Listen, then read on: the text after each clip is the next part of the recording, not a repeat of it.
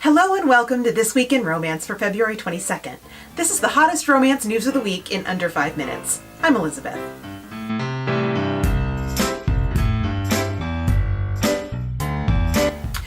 By far the biggest news of the week was that a Courtney Milan reader alerted Courtney to the fact that Christiane Cerullo, a self-published romance author, had lifted passages out of Milan's book, The Duchess War.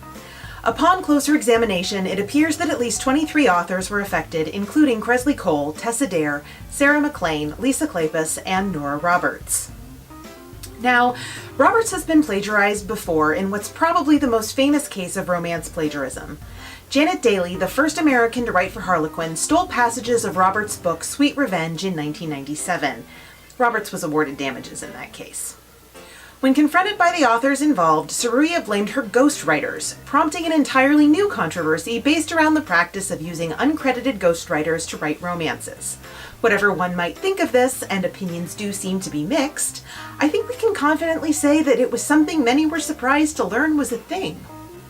If you'd like more information about this developing story, check out the CopyPasteChris hashtag on Twitter, or refer to one of the articles I've linked below. In better news, positive, interesting romance novel coverage continued at the end of Valentine's Week.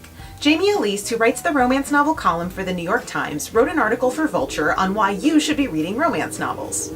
Now, if you're watching this, chances are you're already a fan, but if you have any skeptical friends, this might be a good one to share with them. I'll link it in the description box below. Another great article was by Kelly Faircloth, who's written a lot about romance novels for Jezebel. Last week, Faircloth continued her excellent streak with an article about the history of romance novel covers. If you have as much affection for old school clinch covers as I do, I highly recommend checking it out. I'll link that below too. Finally, Entertainment Weekly's website had a cover reveal for Andy J. Christopher's upcoming rom-com release, Not the Girl You Marry. It's a gender-swapped How to Lose a Guy in 10 Days. It's not coming out until November, but it sounds like great fun. Full disclosure, Christopher is a friend, but I think no matter how you slice it, a romance novel cover reveal in Entertainment Weekly is newsworthy. Now let's move on to new releases. Chances are, if you're a Lisa Kleypas fanatic, you not only know that her new historical romance, The Devil's Daughter, came out this week, you've probably already read it. But if you're any kind of fan, the heroine of this book is Phoebe, the daughter of notorious Devil in Winter hero Sebastian St. Vincent. I haven't read either book, but this release was at the top of a lot of new releases this week. Also new this week is Naima Simone's Passion in Ink. I asked folks on Twitter this week about what the sexiest book was that they read in 2018 or 2019, and one book that came up time and again was Simone's Sin in Ink. I haven't read that one, but I've read a bunch of Simone's previous releases, and I thought they were terrific, so I think this one's probably just as good, and it's apparently super duper hot. It's $3.99 in ebook from Entangled.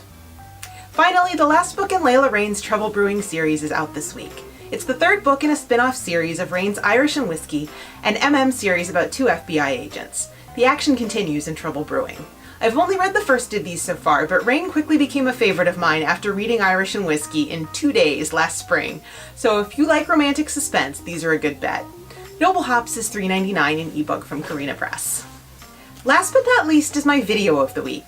If you watch a lot of BookTube, you've definitely heard of Chelsea Dowling. She does review a little bit of romance on her channel, but what she's really probably best known for are the readathons she hosts in collaboration with other booktubers.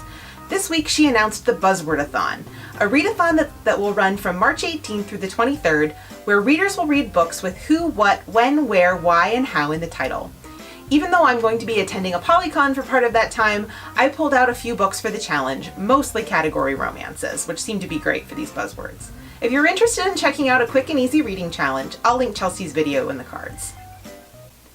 That's about it for This Week in Romance. Come back next week for more of the hottest romance news of the week in under 5 minutes. If you have a tip for me, feel free to send me an email at thisweekinromance@gmail.com. If you're interested in my other videos, I upload 3 times a week on Wednesdays, Fridays, and Sundays. Expect lots of romance reviews and recommendations, basic romance novel info for genre newbies in my Romance 101 series, and updates on my current project, which is, not buying any new books. Thanks so much for watching, and have a great week. Doubt not, slay some words, and Lex has your back. Bye.